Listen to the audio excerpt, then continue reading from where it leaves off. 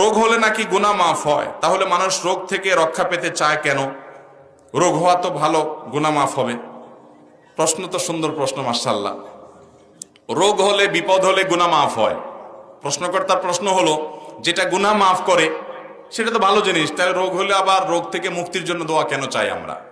এই প্রশ্ন উত্তর হলো, নবী করিম সাল্লাল্লাহু আলাইহি সাল্লাম বলেছিলেন তার দোয়ার মধ্যে, আল্লাহ আপনি যদি আমার উপরে অসন্তুষ্ট না হন, আমার কোনো বিপদ হয়, কষ্ট হয়, ফালা উবালি, আমি পরোয়া করি না, আমার কিছু যায় আসে না। আপনি কষ্ট দিচ্ছি, কষ্টের মধ্যে ফেলে যদি আমাকে আপনি রাগান্বিত না হন, আপনি সন্তুষ্ট থাকেন, আমি সেটাকে মেনে নিব। আল্লাহ অসুস্থ হলে, রোগ দিলে আল্লাহ রাব্বুল আলামিন আমরা সন্তুষ্ট হব, কারণ এর মাধ্যমে আল্লাহ গুনাহ মাফ করবেন।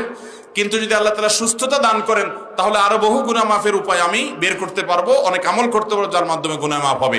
এই জন্য ইমানদার সুস্থতা চাইবে, অসুস্থতা না। কিন্তু অসুস্থ হলে সে সবর করবে এবং জানবে যে এর পিছনে কল্যাণ অবশ্যই আছে।